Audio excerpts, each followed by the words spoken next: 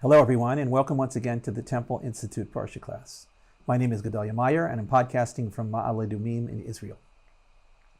It's quite an amazing thing that in the modern world, guided by science and technology, many people still believe in miracles. While most of those many wouldn't be caught dead claiming to some skeptical friend that he or she had actually experienced a miracle, they would have no problem admitting it to themselves.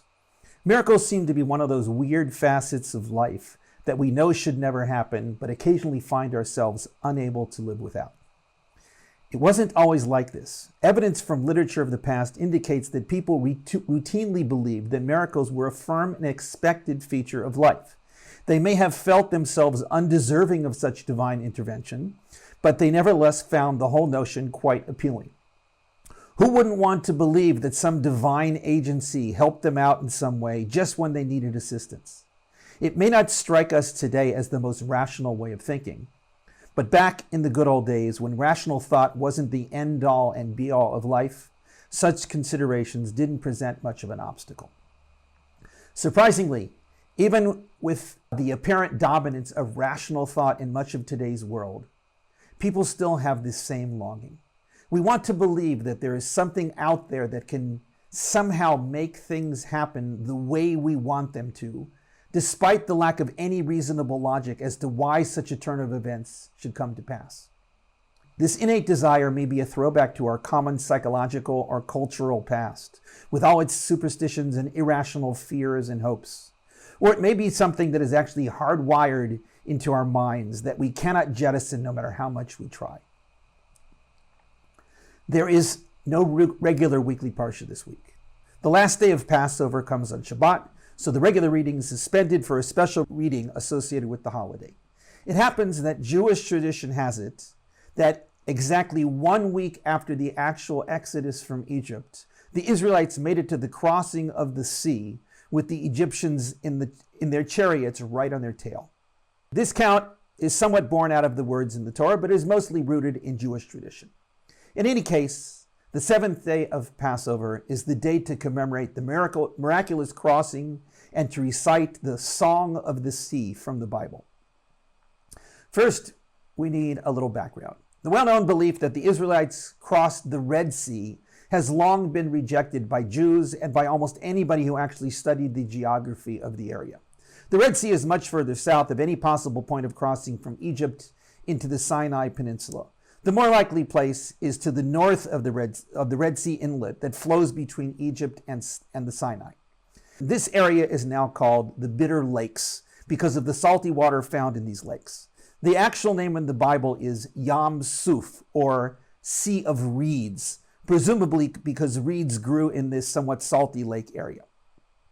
There is really no reason to doubt that the crossing had to take place somewhere in this Bitter Lakes area. It is probably not far south from where that huge ship is perhaps still stuck in the Suez Canal. Now that we've cleared up the geography, we can get to the more important topic of the miracle. The Torah is somewhat reticent to describe this most famous of biblical miracles as an out-and-out miracle. There is no question that it attributes the escape of the Israelites from their Egyptian pursuers to the salvation of God. However, the actual physical miracle seems to be placed more in the category of what may be seen as very auspicious timing.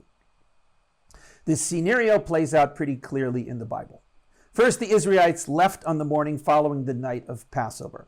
They hadn't gotten very far before Pharaoh began regretting his call of insisting that his former slaves all leave. He marshaled up his troops into 600 chosen chariots, and in no time at all, they had caught up to the slowly moving Israelite masses. The Bible states that the Israelites were petrified over their fate as they were camped on the banks of these lakes. They voiced the first of a long series of complaints that would take place at various points in the 40-year-long journey through the wilderness. Quote, "Were there no graves in Egypt that you took us out to die in the wilderness? What did you do in bringing us out of Egypt?" Moshe then took charge and insisted that they not fear anything since God would get them out of this current jam. Quote, "God will fight for you and you must remain silent." At that point, things began reaching a crescendo. Moshe was told by God to stretch out his hand over the sea and it would split. The Israelites would pass through on dry land while the Egyptians would be weighed down by their chariots. Sounds miraculous enough. There was even an angel of God, seemingly in the form of a pillar of cloud, that was traveling before the Israelite camp, that now moved behind them to keep the Egyptians separated from them. Moshe stretched out his hand over the sea, and then the great miracle took place. But instead of what we have become accustomed to imagine, the Torah states that, quote, God drove the sea with a strong eastern wind all night that made the waters dry, and the waters were split. The Israelites came through the sea on dry land, and the waters were like walls for them on the left and right. This description might seem a little underwhelming to the popular imagination of this great event. Who needs a wind to make the waters split? Why couldn't God just make it happen, like some run-of-the-mill biblical miracle? Whatever the answer to this question, the scene continues with the Israelites passing through the split waters and the Egyptians pursuing them. The wheels of their chariots became stuck in what had apparently become muddy land. Moshe then stretched out his hand again over the sea, and the waters returned to their normal state. The Egyptians tried to escape the flooding waters, but they were trapped and drowned. Thus ended the great miracle of the splitting of the sea.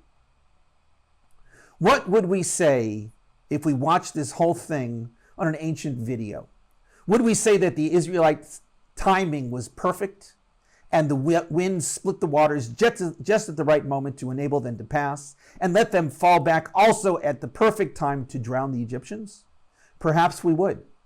But there is no question that the Torah describes the Israelite reaction to this as anything but attributing it to a fortuitous natural event. Quote, the Israelites saw the great power that God acted with against the Egyptians, and the people were in awe of God, and they believed in God and in Moshe, his servant.